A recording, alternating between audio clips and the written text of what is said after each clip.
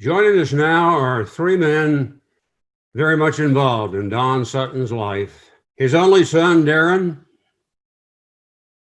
his shortstop for many years, Bill Russell, and the man who knew Don for many, many years and signed him late in his career, Fred Clare.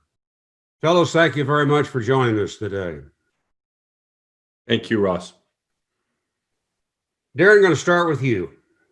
As we said earlier, our families were very close.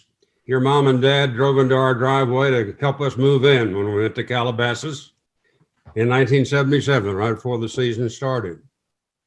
Our son, Wes, was the best man at your wedding. We forget sometimes exactly how involved we were, and then we think about the days that your mother drove her Bentley and took seven of you to grade school. He had to sit on top of each other, I think, some mornings. And then we also recall many nights you went home with us from Dodger Stadium, and you all were in the back seat of our station wagon, and you tested each other in math. You remember what you used to do? I think it was jersey numbers minus jersey numbers. It was names of players, and that's how we do our math. Of course, that's how any young baseball player would do their math. It was Russell plus 18, plus Say plus 10, minus Baker 12, plus Yeager 7. Oh yeah, 23. That was a winning number, wasn't it? But you all had a great time doing that. We remember those days very, very well. Let me start, Daron, by asking you about your dad. Your thoughts about him today. Well, it's interesting because when I hear from you, Ross, and then I sit with Fred and Billy here in this setting, the thoughts constantly evolve. I think my thoughts were really centered yesterday when I found of his passing. It was somewhat imminent as he lost a battle with cancer. I was very happy to know that he passed basically in his sleep. He went to sleep without any discomfort, according to his wife. So I think my thoughts about my dad were really buoyed by, after I found out the news, the amount of folks that reached out, Fred included and you included, but then about 500 more. And then I was reminded the impact that he had, not only as an athlete, but it was that little thing that he did, Ross, where he ran into people, whether you ran the elevator at Dodger Stadium or whether you sat in the GM's office like Fred did, he tried to treat you all the same. And I watched that very closely. And that bloomed on the day that he passed, because all those people, from fans that felt like he was just as kind to them as Chipper Jones when he was a Braves announcer, to my amateur players that I cover now at Perfect Game who had run across him on the internet or met him at an event. Everyone reached out. So my thoughts on him are that he was inclusive in his kindness, and he certainly was a hard worker. He busted his tail, and those are the two things he passed to me: treat people well and bust your butt, and things will work out. And I take that with me today, past 50 years old. Bill, nobody in the history of the Los Angeles Dodgers has played in as many games for that team than you did. Almost 2,200 games. Amazing. 18 years. You were on 4 pennant winners. You were on a national champion team, World Series champion team in 81. Your coach on the 88 Dodgers, which won it all. And I figured it up last night. I just was interested in knowing what the figures might be. And here's what I came up with. You and Don Sutton were teammates for over 1,500 games. Give us some memories about that relationship. Well, a lot of things have been said about Don, but when I got there as a young rookie, he'd already established himself as one of the top pitchers in the rotation, and if not the top. And I was only 20 years old, and I was lost, especially in a town like Los Angeles. The freeways and all the hustle and bustle goes on. But just when I walked in the clubhouse, I looked around, and that was a year that we had an older team. And Don was probably closer to my age than most of them were. And so I don't know if we hit it off. It's been so long, but I just remember his curly hair and his way he went about and carried himself as a professional. So a lot of that, after watching those guys carry themselves, and especially Don, that made me a little mature faster than it normally would have. So, I was an outfielder when I first came up, so I would always catch Don's mistakes in the outfield. Hopefully none of them went over my head. But as I came in later on and played the infield, to learn the position mostly in the major leagues. And I remember Don pulling me aside and saying, "Hey, don't worry about it, kid. Just go out there and do the best you can and work hard, and good things will happen."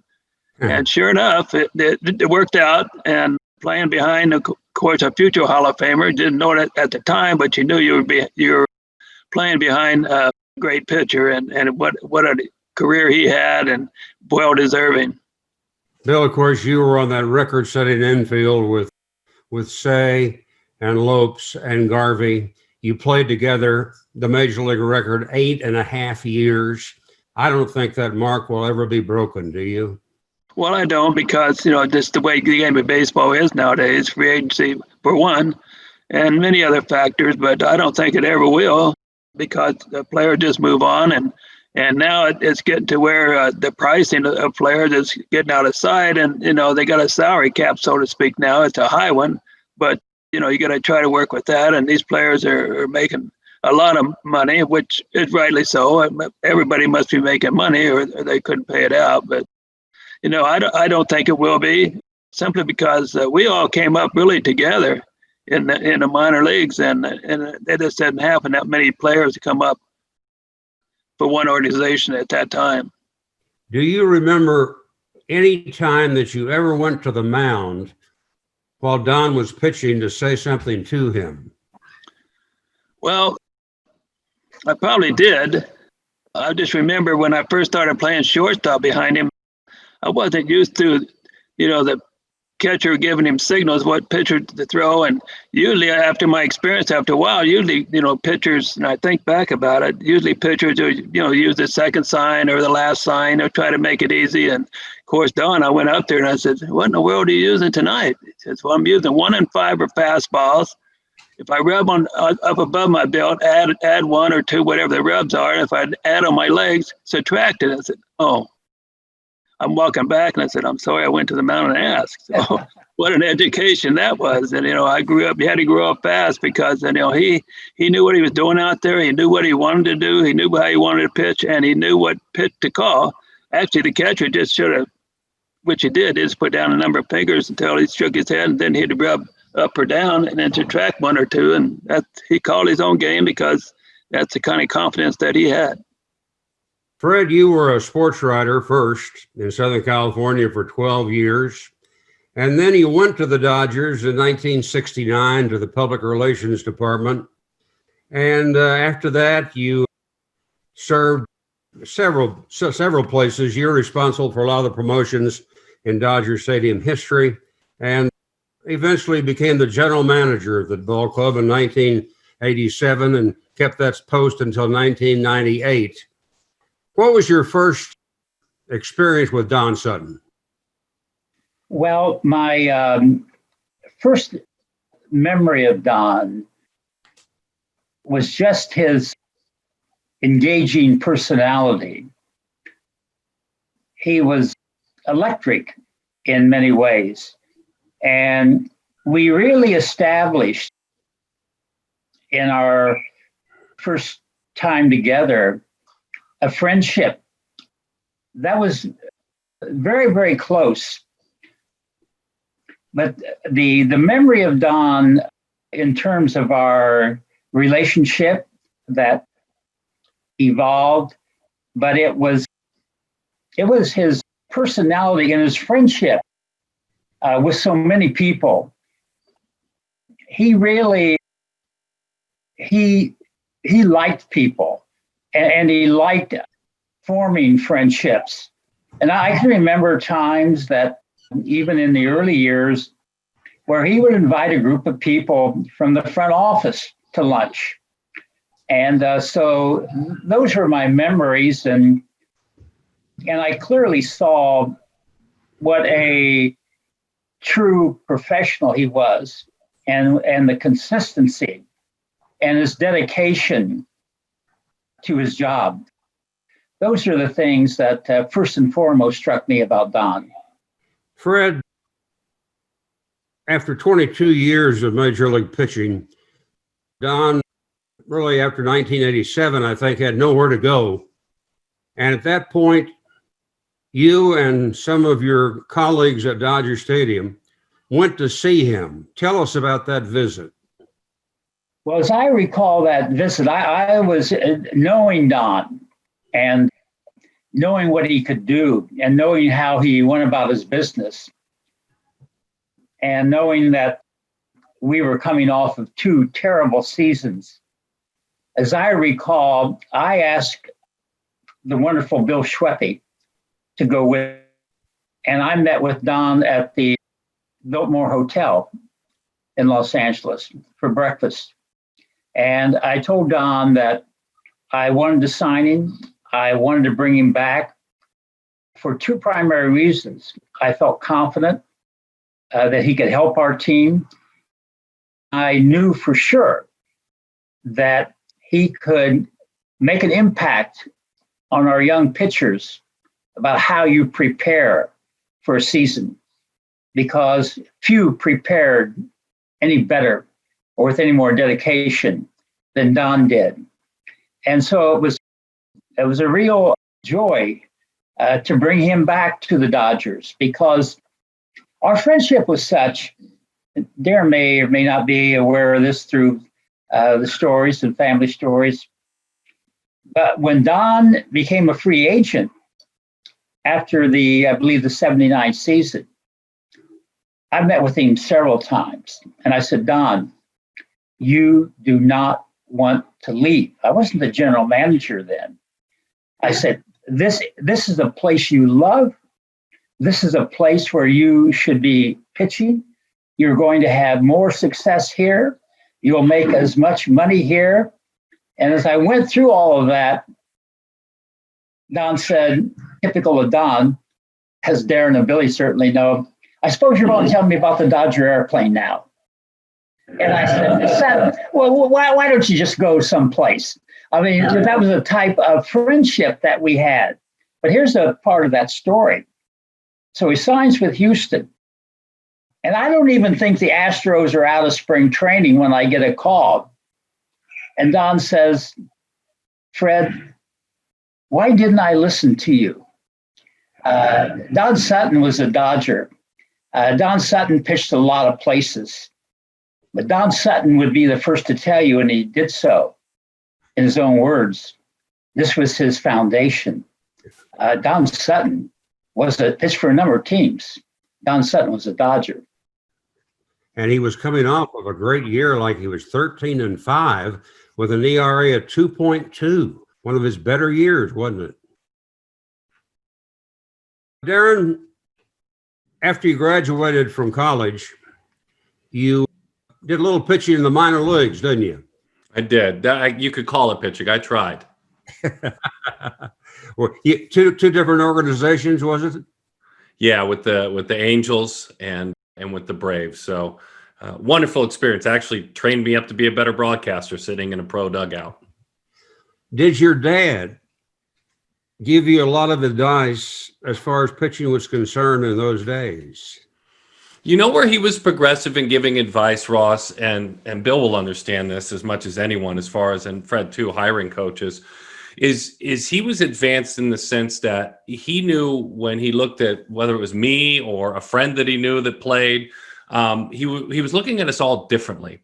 And I think that's where he gave me the best advice. I mean, he lived his advice daily. I was able to go to the ballpark with him a lot. So that part didn't need to be spoken. He just lived it. But when we actually would talk about mechanics, when I got to be 15 and 16 years old, a lot of the times we'd play catch and just casual catch, and he'd watch my arm angle. He'd understand where I was most comfortable, low 3/4. And he would encourage me there. He would remind me, about being athletic on the mound and show me how to work on that, reminding me that he wasn't the best athlete in the world, that he had trained himself up in his skill set. And then what he did best, understanding that every pitcher is different, every single one, which not all coaches back in the 70s and 80s got, you kind of did one way and that was it. He'd put me in front of Marcel Latchman, and Marcel Latchman would work with me and help me evolve. He'd let me talk when I just couldn't handle throwing a changeup. He'd put me with guys that could teach me, a split-fingered fastball with I threw. So, his advice mainly was how he handled his business, and then, just kind of coaching me to be in my slot as a pitcher. So that was kind of the best stuff he did for me. Bill, among the highlights of your career, I think, was the fact that you were always ready to go. In 1973, you played all 162 games for the Dodgers. You came back the next year, played 160, which meant you only missed 2 games in 2 years. Now, I know Don prided himself on keeping his body healthy. You were also really outstanding in that regard, weren't you? Well, I guess you got to have a little luck, because back then, we didn't have the weight room like they have now. We didn't have personal trainers. We didn't have dietitians. We went out and ate our cheeseburgers and did all that, but there was a little weight room. But it just worked out. I had the body where I didn't get hurt very much. Yes, we all got hurt, but we learned to play through it, because in those days you got paid the next year on what you did this year on 1-year contracts. And just that alone is an added incentive to get your butt out there, no matter how you feel. And then once you start doing that, you get used to doing that.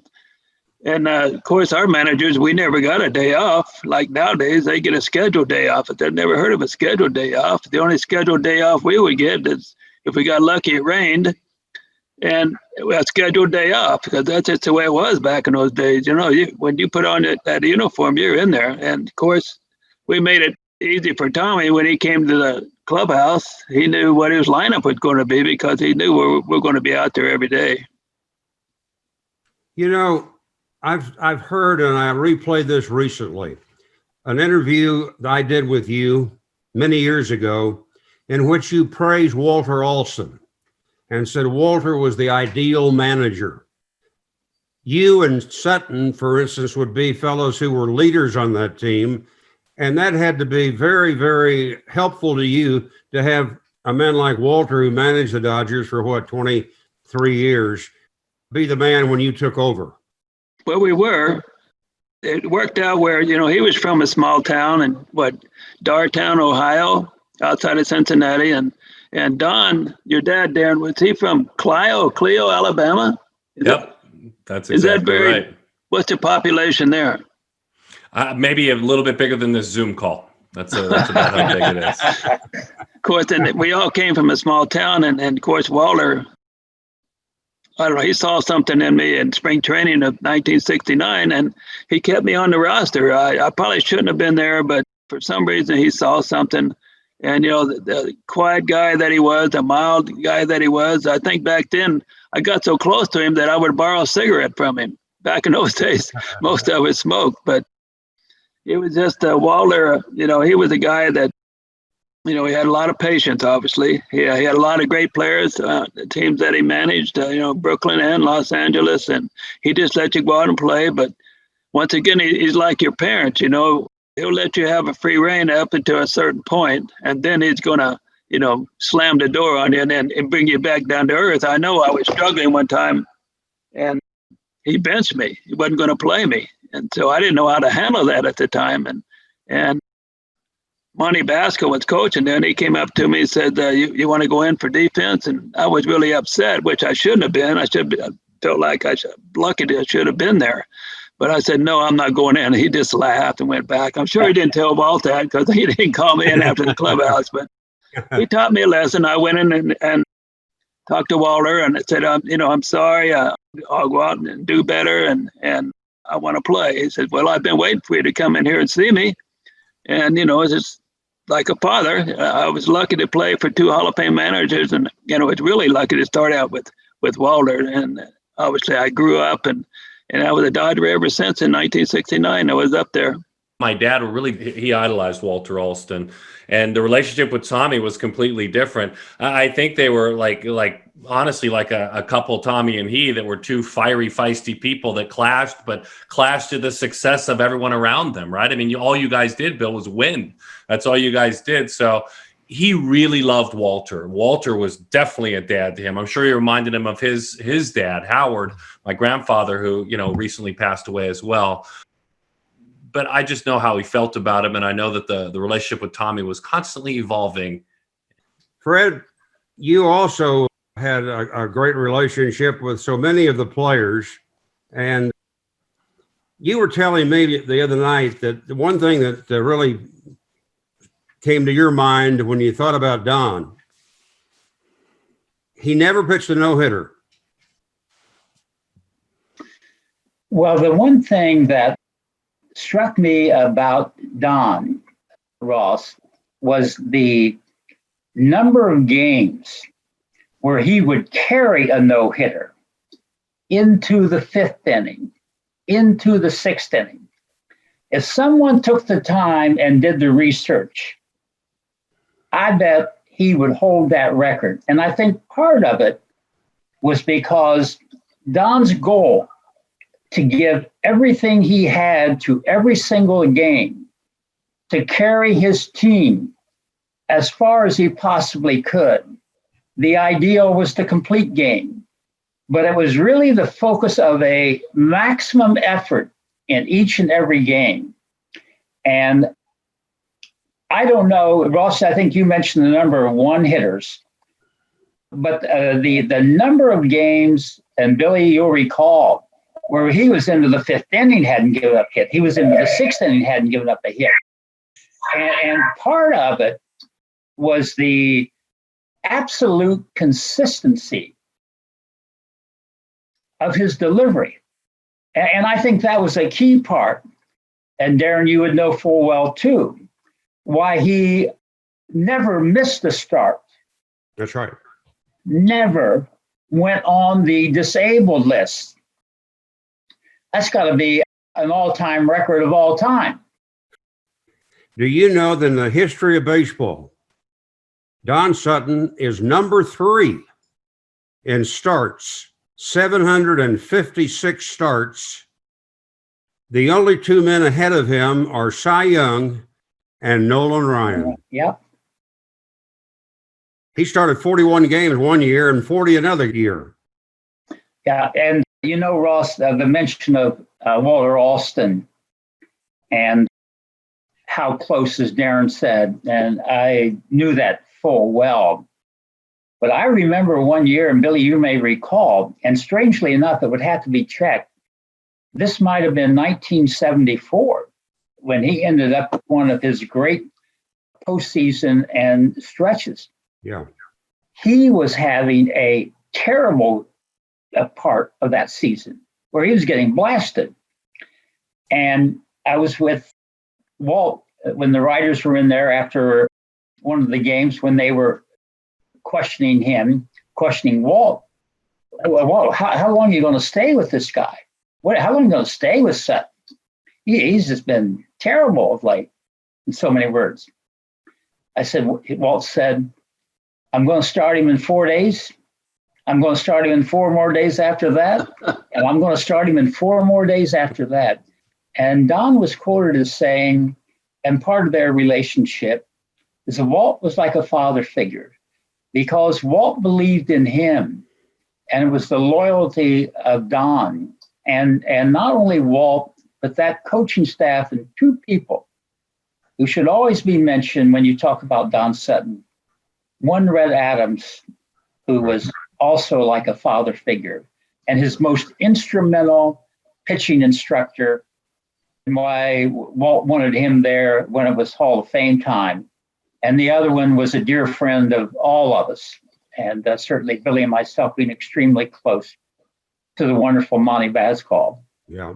That was the foundation of Don. And Monty Bascall was a part of signing Don of the little town in Alabama, along with John Keenan, and one other person involved, Burt Wells. Those people were fundamental to Don's life as a Dodger. Don wound up with 5 one-hitters and 10 two-hitters. Not surprising. And I think the deepest he got into a game with a no-hitter was in the 8th inning one night against the Giants, and Mark Hill got a base hit and spoiled that. Bill, were you on the field the day in Chicago when umpire Doug Harvey went out to check on Don to see if he had scuffed the baseball? I was. Imagine that. Don, he had a lot of movement on his ball, but some teams like we did with Houston with Mike Scott pitching out there, you start collecting foul balls and balls coming over our dugout, and it's with the same umpire, Doug Harvey, and so there's always a scratch in the same spot on the ball. Saying this is obviously what happened to Don, because the opposing manager at the time came out and showed Doug these baseballs. And Doug says, well, what do you want me to do? There's no rule, really, and nobody's going to back me up if I enforce it. So he went out to Don and obviously talked to him. I didn't go up to the mound, obviously, but, that's just the way the game was played up there. Don had whatever, he can get a way to get you out. That's what it's going to work. But sometimes, it's just the nature of the game back then. Everybody knew it. And Doug Harvey, says, I'll go out there, but there's nothing I can do. Yeah. Doug's nickname among the players was God. Oh, God, yeah. That's what they told about Doug. Doug Harvey. The story I got was that when Harvey started talking to him, Don said to him, if you throw me out of the game, I will sue you. Oh, yeah. Yeah. Darren, do you think Imagine that. I'm not surprised that he said that. I'll tell you, and I'll tell this as briefly as I can because you didn't lead me here. But a few years later, he was wearing a different uniform and pitching for the Angels. And the Yankees spent the most on their TV at that point. Ross had 5 or 6 cameras when everyone else had 4 at that point. And obviously, home teams didn't do their games because they wanted fans to come to the games. Yeah. So in the Angels clubhouse, and I was working for the Angels at the time, helping out in the clubhouse, was the game being televised back to New York. And there was a camera angle at one point, and boy, they went crazy on it and talked about it and replayed it, where they found something on my father's glove hand. May or may not have been something that helped him. I can't say. But they found it, and they went on back to it. They replayed it, and I went down the tunnel onto the bench, and he was sitting in between innings with a towel over his lap, with his glove, and I looked straight ahead just like this. And if he was sitting next to me, I sat down, looked straight out to the field, and I said, I don't know what's on your hand. As a matter of fact, I'll never ask. I don't care, but you better take it off because it was just on television back to New York. And I headed back up after, and boy, they came asking questions. The New York media came right into the Angels locker room, and where he had put one of those little bandages on when you get a shot, little circular bandage. And he said, well, it's just a Band-Aid from my little blister, and it's just a bandage from a shot. And Lou Piniella told me the same story 15 years later when I called a game with him on Fox from his angle, and he kept calling. George Steinbrenner saw it. They kept calling the dugout. Lou finally said, listen, I'm not going out there. I'm not having him thrown out, even though we saw something on TV, because Tommy John pitched for us last night, and he taught Don whatever he's doing, and Rick Rhoden pitches for us tomorrow night, and Don taught him to do what he's doing. I'm staying out of it. So there were always fun, and Bill knows and Fred knows, there were always fun little stories about this right here, the baseball, and what happened to it. Well, Ross, one of the most memorable incidents was the season opener of 1977. The Rawlings baseball is going to be introduced to the major leagues. They had gotten the contract. So who's our starting pitcher? Opening day, 1977, Don Sutton. So I go to Don and I said, Don, in this game, because the Rawlings ball being used, after you throw the first pitch, the ball is going to be taken out of the game. So Sutton says, well, why are you telling me this? And so I alluded, I said, it would be nice, Sut, if that ball's there, if there's no marks on it. I mean, it would probably look better in the case that way. I want to do this, Fred, if you don't mind, I will do this. By the way, folks, I would not have been with the Dodgers for 28 seasons had it not been for Fred Clare. So I will always be thankful to you for that. 1977 was my first year in the Dodger booth. So we went through spring training and announced every game. And that was the year that Vin became one of the, well, not only golf, but football, all kinds of sports for CBS. And on opening day 1977, Vin was in Augusta, Georgia, ready for the golf tournament for CBS. So I was left to be the number one announcer on opening day, Dodgers Giants, April 7th, 1977. And if I may recreate this for you, I would like to do it for just a moment. Oh, beautiful. Well, folks, we're ready for opening day. The Dodgers and the Giants, the old-time rivals, ready to go at it. And to lead things off for San Francisco, here is center fielder Gary Thomason. Don Sutton ready to go to work. Into the windup, and the first pitch of the season is swung on and hit the deep right field. Reggie Smith going back. It is in the bullpen for a home run. And one pitch into the season, the Giants have the lead over the Dodgers. Now, let me follow it up with one more thing. From that point on, Don allowed only 3 hits the rest of the afternoon, pitched a complete game, and won it 5-1. Well, Ross, the part of the story that's not known, Don gets back to the bench. He calls me in the press box, and he says to me, Fred, you told me he would be taking that pitch. I said, Sut. He said, Fred, he was angry or pretending to be angry. You told me he was taking that pitch.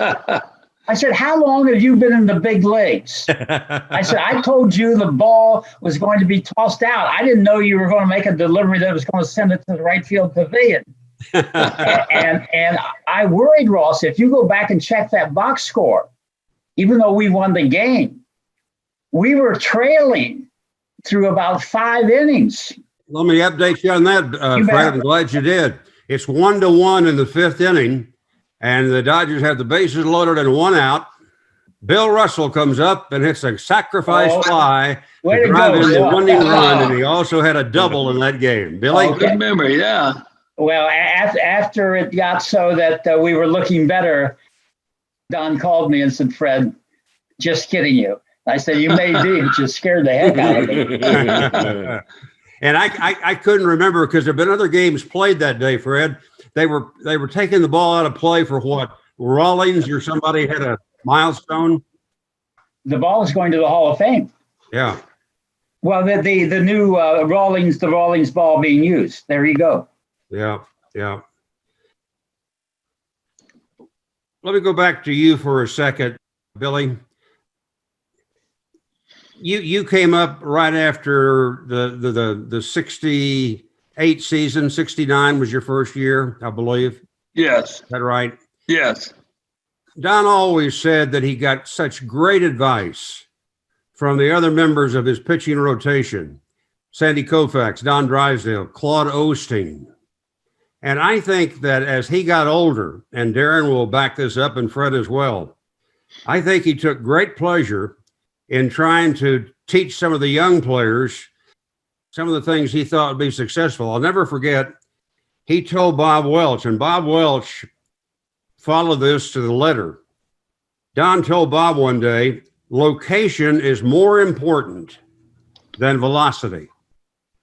Well, there's a lot to that, obviously, because Bob Welch had a lot of velocity on his pitches. And, of course, Don, he was a finesse pitcher more so, but he would throw a lot of off-speed pitches. He had a tremendous curveball.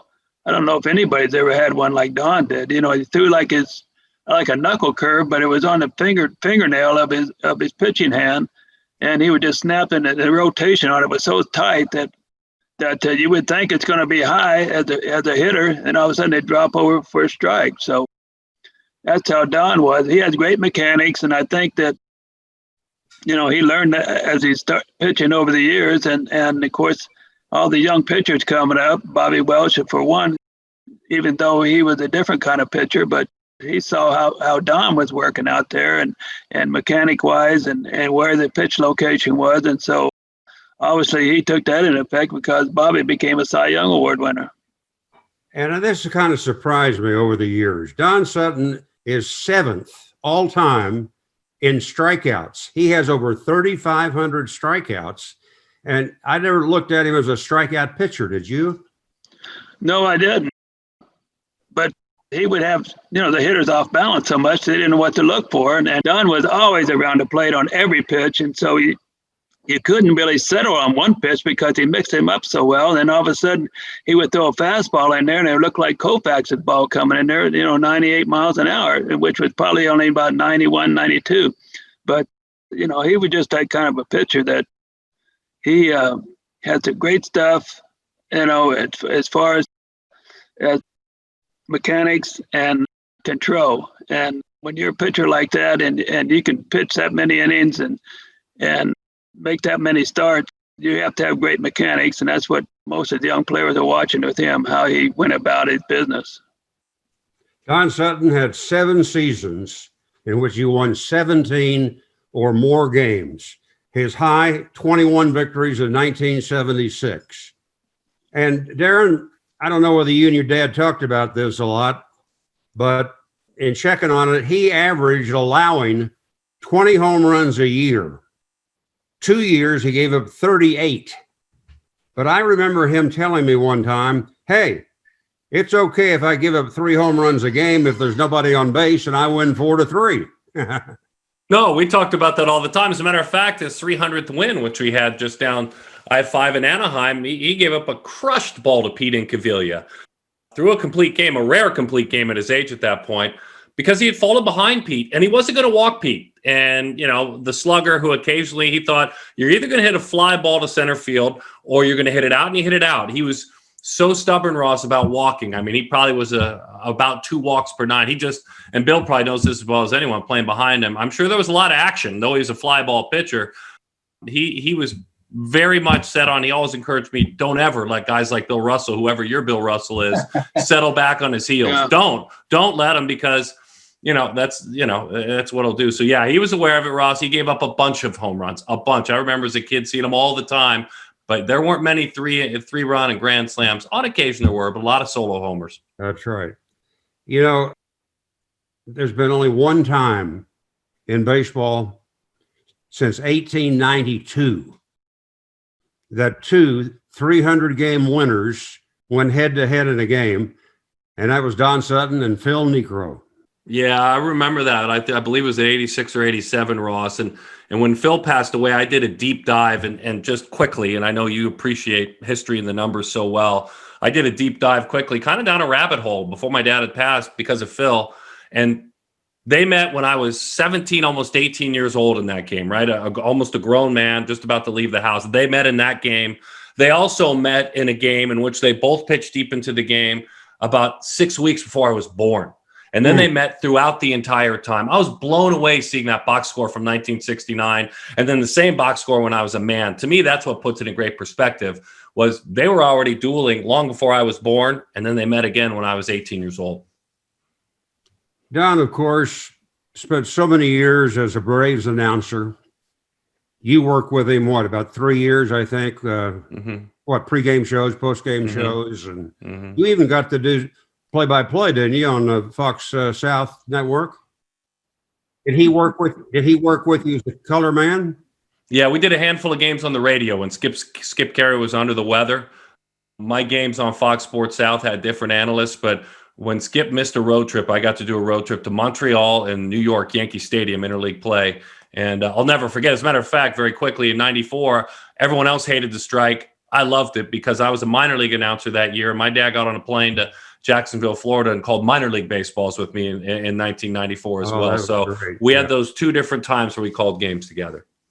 Don had this feeling about it. He used to say, I'm in the broadcast booth, and let's face it, we have some of the finest pitchers of the era going for the Braves. Greg Maddux, John Smoltz, Tommy Glavine, all of them made the Hall of Fame.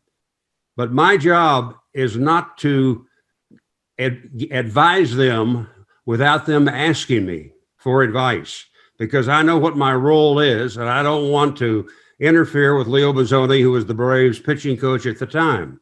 Don did tell me that one time the young left-hander Steve Avery was having a tough time, and Steve came to him and said, "How can you help me?" And Don said he didn't really need that much help. He was on the way back.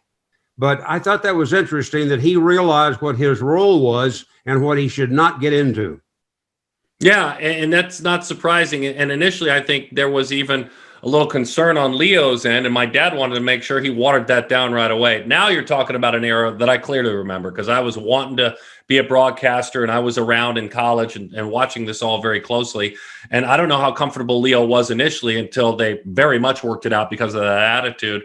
But guys would seek him out. And Bill, you know this as well as anyone. Like, guys would seek him out as much about, things that he saw mechanically, more about the mental side of the game, an approach, or if he saw a hitter falling into a certain habit. Kevin Millwood was a huge part of that. Steve Avery were guys like that, but they'd come seek him out, but he respected Leo, and they got along very well after that thought, for sure.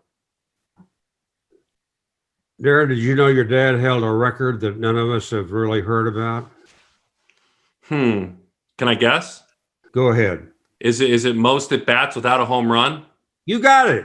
Really good. How awful of a hitter was he? I don't recall. You know the total of the bats? God, well, it had to be a lot. You're getting at least 60 in a season if you're a starting pitcher, and you multiply that by 20. It has to be, I don't know, is it 1,400? Something like that. Wow, Daron, you ought to be a mathematician. 1,354 at bats with no home runs. Did he used to laugh about that? Was he bad, Fred? Daron, I never thought of it in those regards, and Billy can chip in here, but I mean, your dad Don was a good athlete. Yeah, no, I know. Got to be a good athlete. Don was an excellent golfer.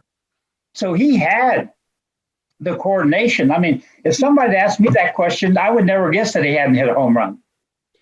Well, Don Sutton spent over half a century in baseball as a player, as a broadcaster.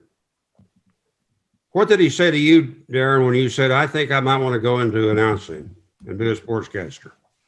Ross, he started encouraging me as much as you did without knowing it. I mean, I watched you prepare when I was in elementary school, young man, and I listened to your voice, and I was enamored by the job.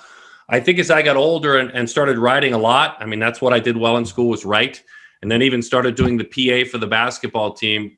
His advice came very young, because he never shoved baseball playing down my throat ever. It never was something he obviously would not live through me as a player. He had an amazing career, but he made the baseball accessible, but that was it. And he always would say, "Hey, you write well. Hey, you're very spontaneous. Hey, you speak well.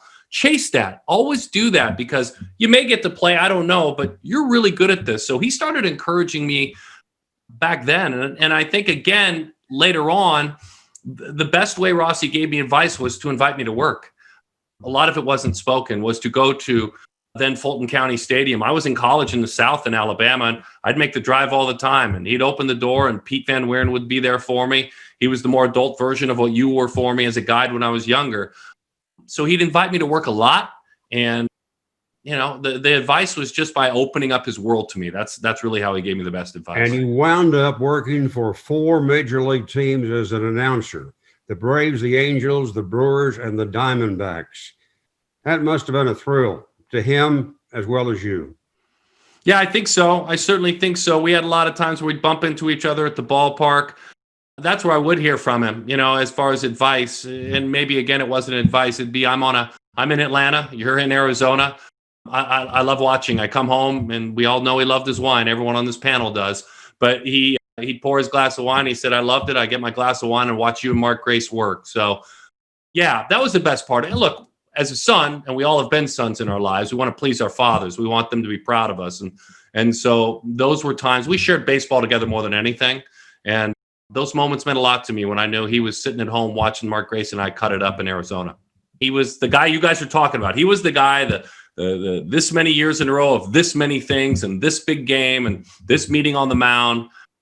And I think he loved being that guy. And in the end, he was human. I mean, he was very, very human. So I think he didn't want everyone to worry about him. Just don't worry about me. You guys go do your thing. Gentlemen, I can't thank you enough for taking the time today to review the wonderful life of Don Sutton and the great career he had. And Daron Sutton, Bill Russell, Fred Clare, thanks so much.